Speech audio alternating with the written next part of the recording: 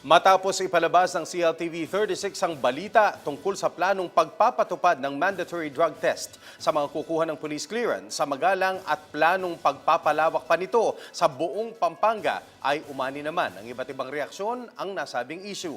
Alamin natin ang pulso ng publiko sa balita ni Irish Dotilios.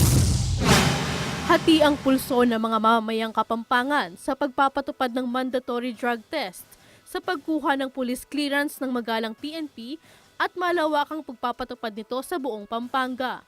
Ang panukala, direktiba mula kay Pampanga Police Director Senior Superintendent Joel Consulta ng Pampanga PPO. Sa CLTV36 official FB account, nagpahayag ng damdamin ang mga mamamayan. Ayon kay Alan Laus, dagdag pasakit na naman daw ito sa bulsa ng mga mamamayan. Mapanghamon naman ang post ng netizen na si Dexter Lee.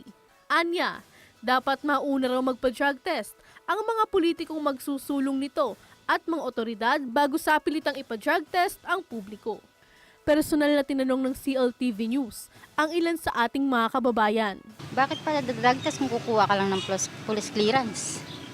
Hindi po ako pabor doon kasi police clearance lang kukuha tapos pa-drug test ka pa. Hindi po mapapatagal po yung pagkukuha ng police clearance, pa-drug test pa ako noon eh. Tapos gagastos pa.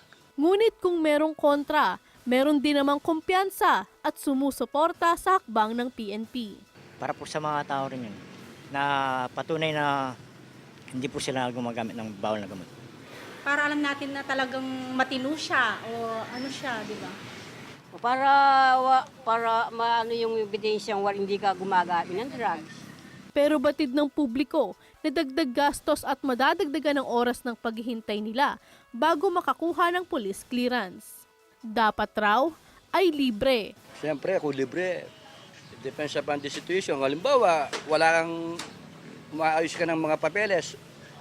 Alam mo naman, pag nagapalay ka ng trabaho, konti lang yung pera mo. Baguhan ka lang yan. Ay, pababayaran ka pa ng drug test sa pulis. Ilalaki yung gastos mo. Mas maganda yung drug test. Kailangan wala ng bayad. Alos lahat yung mga mahirap. Pabor man o kontra, isa lang ang hiling ng publiko. Dapat ay pag-aralang mabuti ng Philippine National Police ang kanilang gagawing hakbang.